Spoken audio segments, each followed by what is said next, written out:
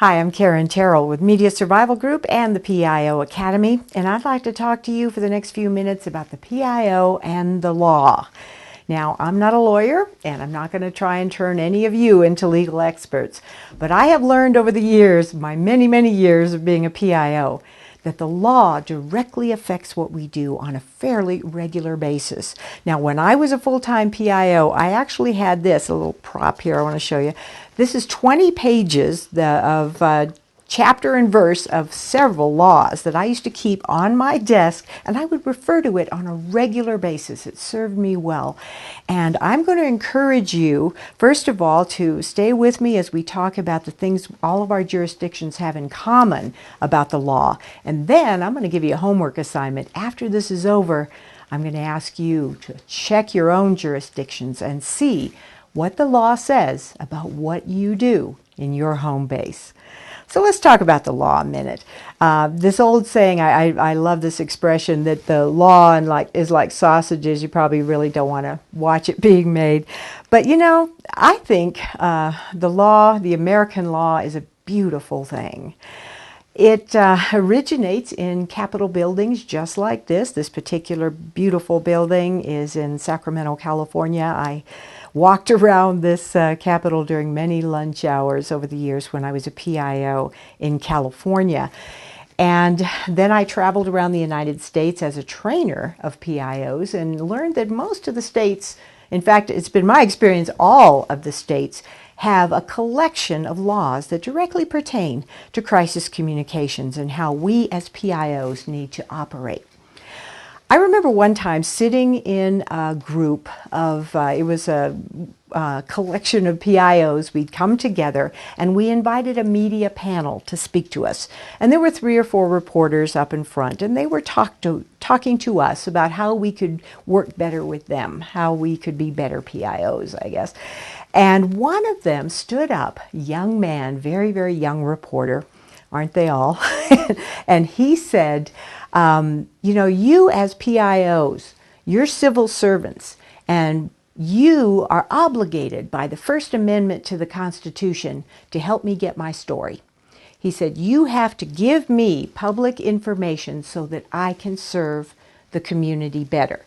You have to help me do my job.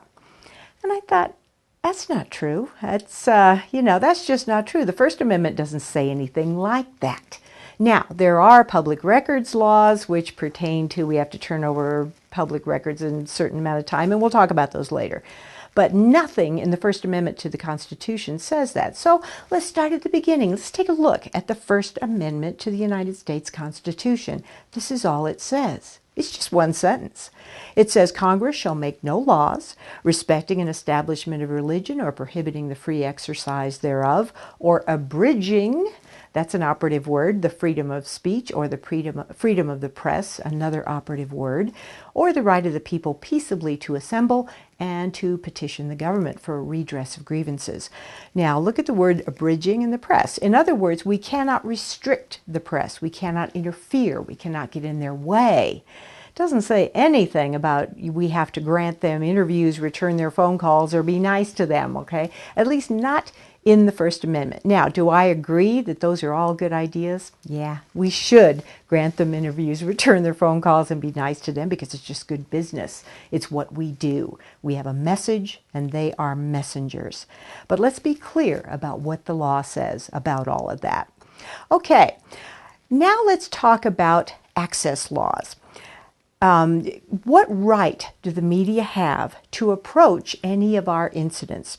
The law that is on your screen now is California Penal Code 409.5. It is an extreme law. What it says in a nutshell is that we can, in California now, I want to stress that, in California we can establish a perimeter around an incident.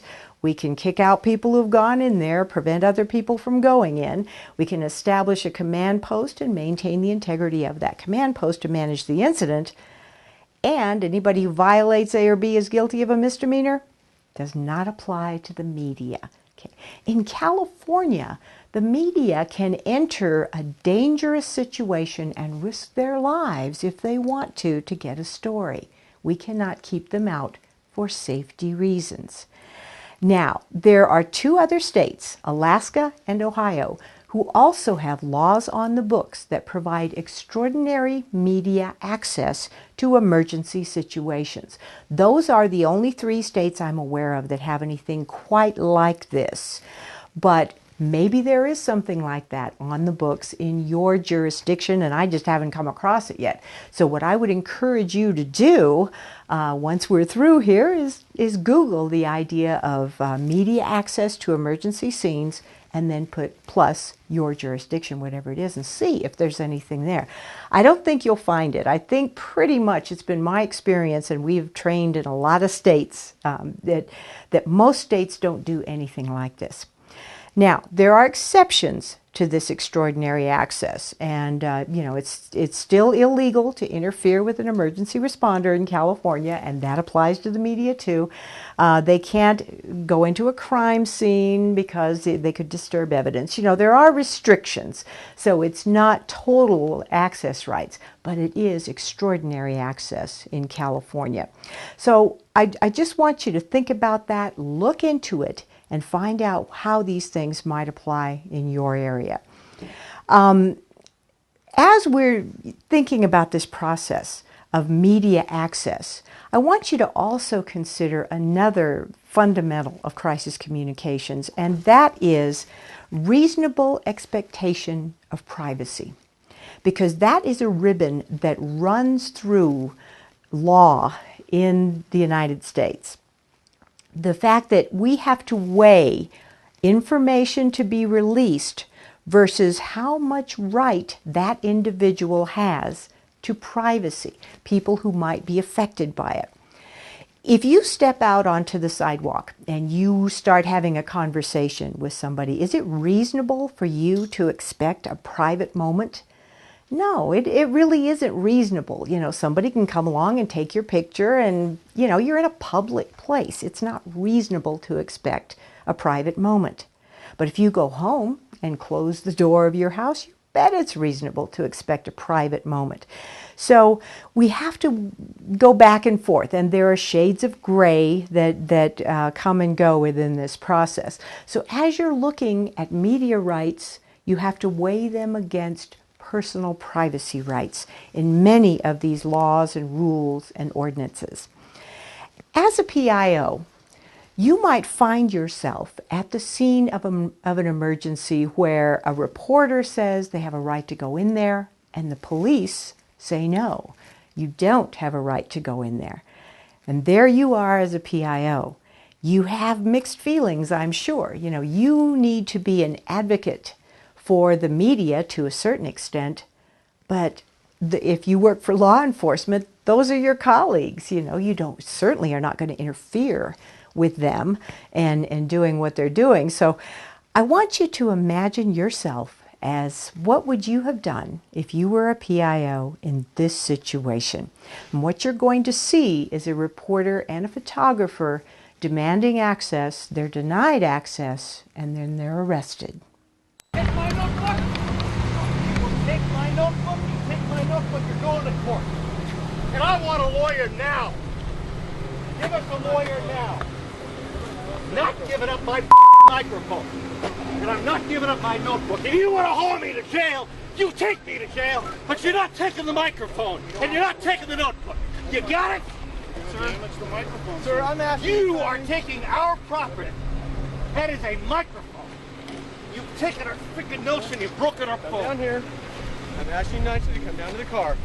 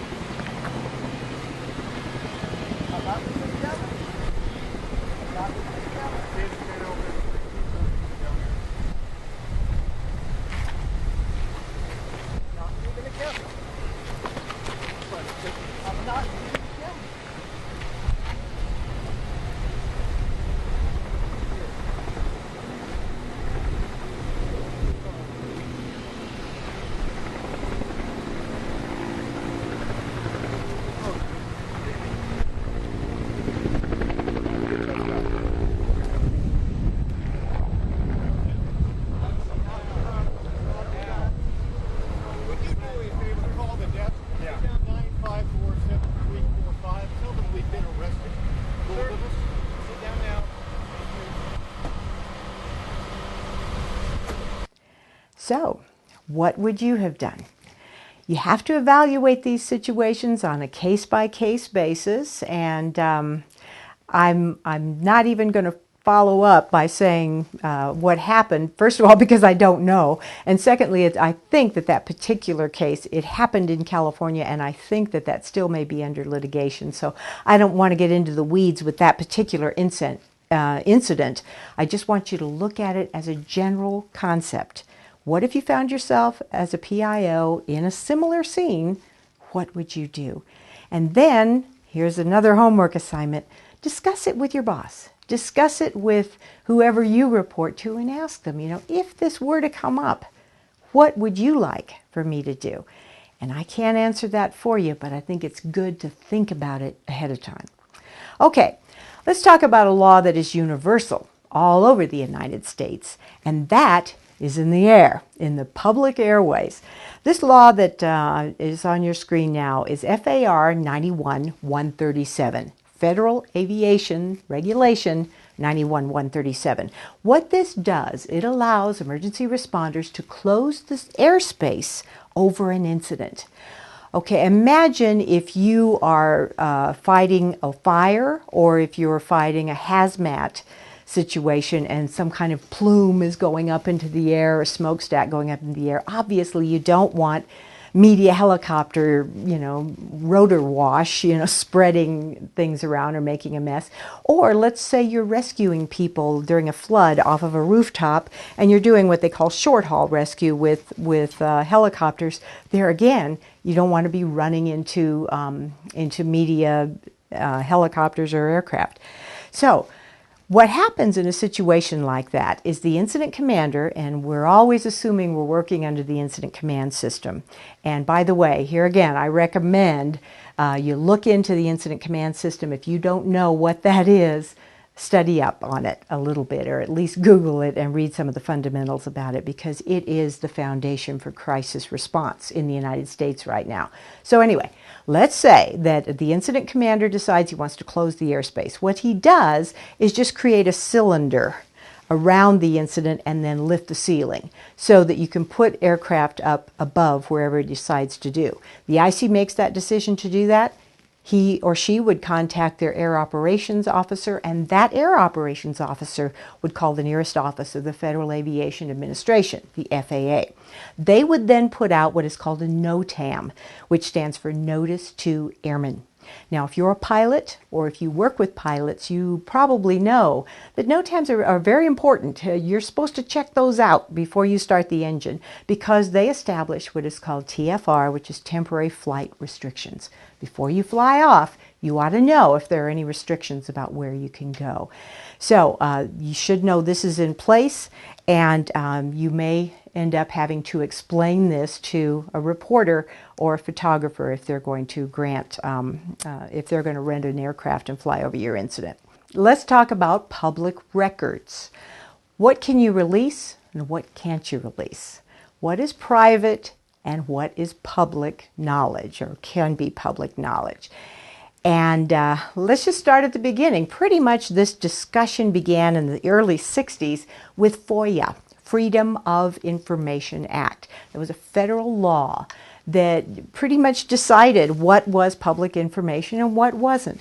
Again, balancing act between what you can release and what a person has a right to privacy about.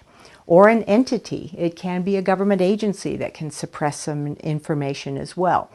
So after FOIA went into effect, right after that, all of the states came up with some variation on this theme. And these bullet points that you're looking at now are pretty much seem to be consistent with what I've determined in most of the states that I've looked at their Public Records Act. And that is viewing existing documents. There are exceptions, which are usually drafts, investigation, personnel files, and litigation, and people have a right to request copies. Let's take those one at a time and just think about them for a minute, because I think these are all very important words to think about. First of all, view existing documents. The word view is most of these Public Records Acts, it's my opinion, they just say people have a right to look at them. They don't say people have a right to draw on them, certainly not, or to take a picture of them, or to make a copy of them, or do anything other than just view them. And then existing documents, that's another important word, existing. The public or the media cannot give you homework. They can't tell you, I want you to create a database, for instance, that shows how many murders we've had within a 10-mile radius of the city hall in the last 10 years, that kind of thing.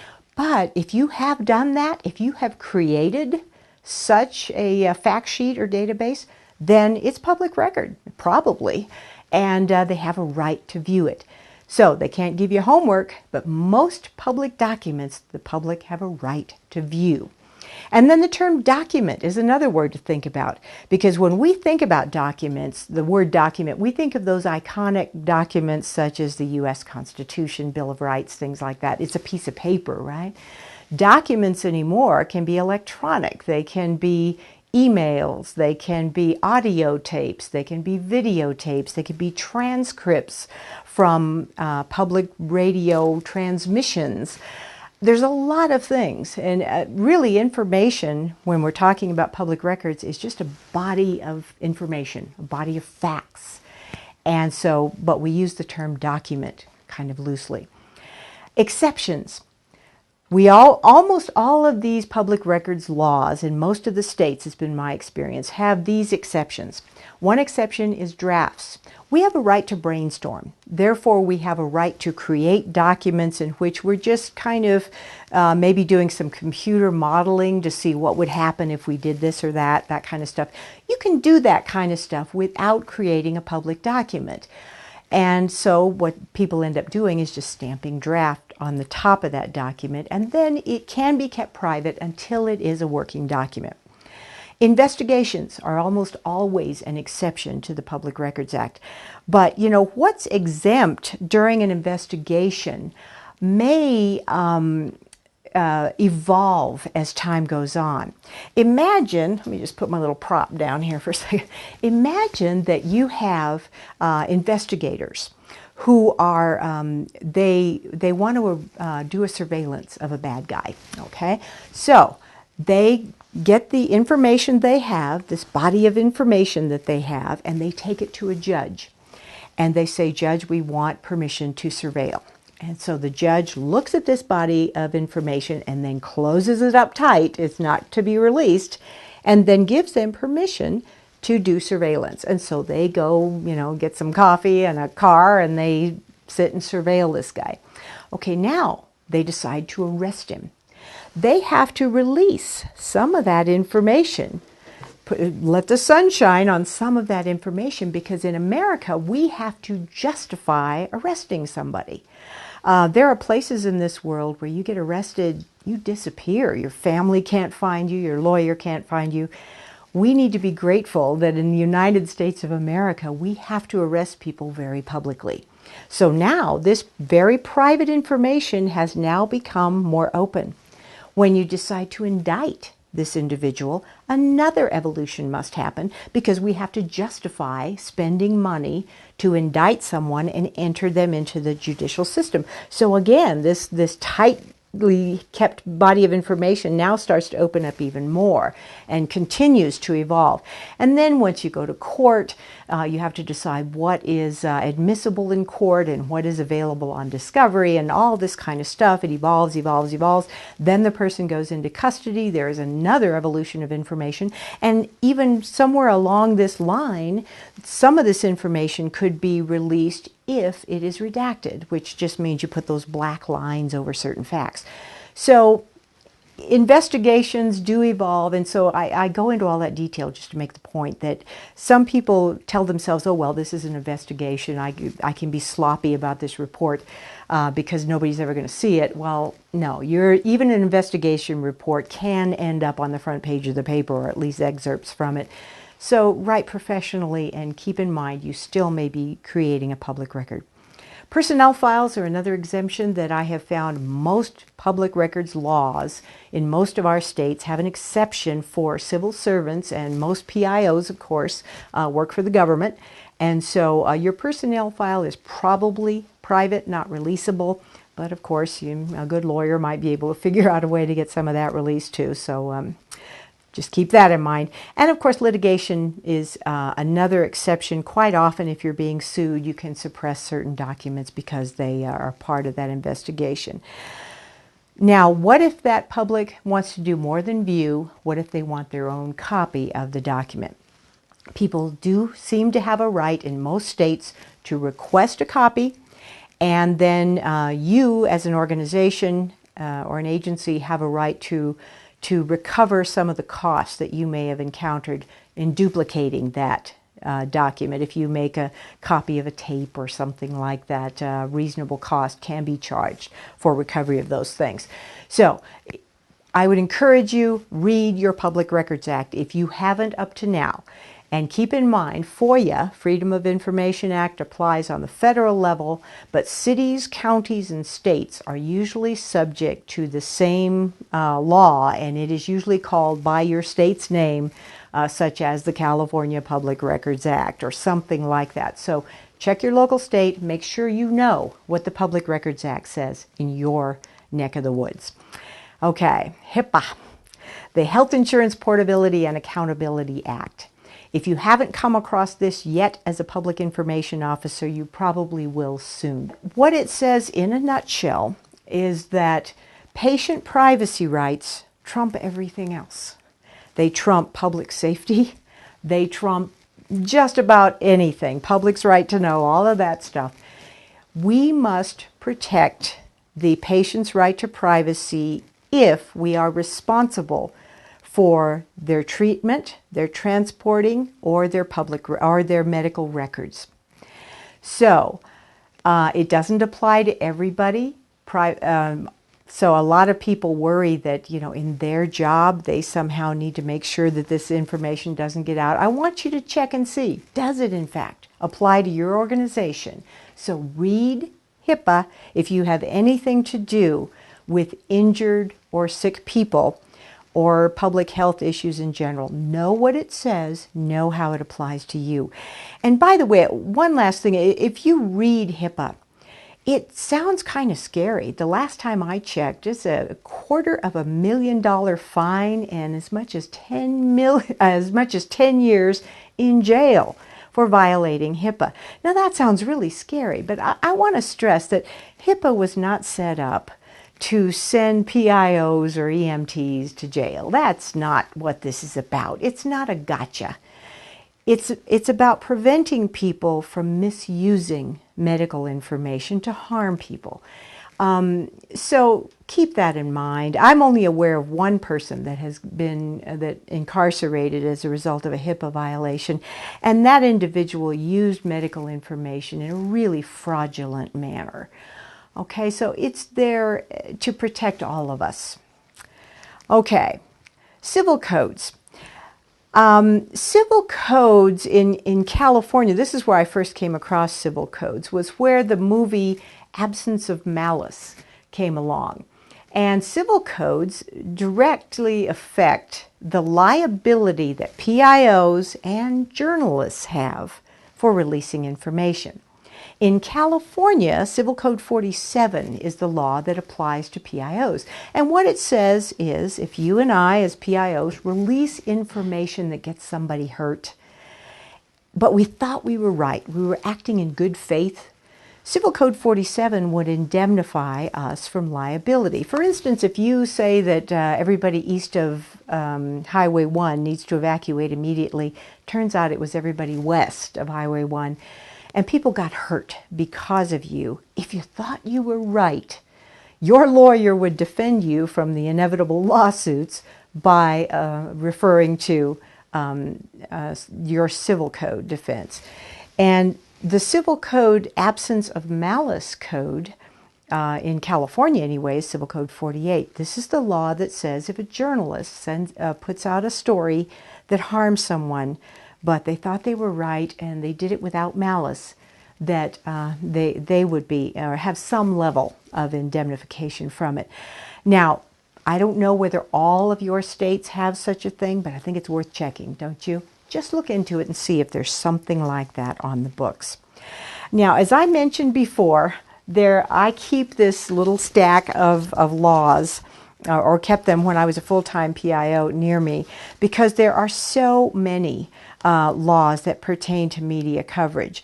There's one law in California that pertains to sightseeing at the scene of an emergency. Did you know that it's illegal to just stand around and gawk at the scene of an emergency?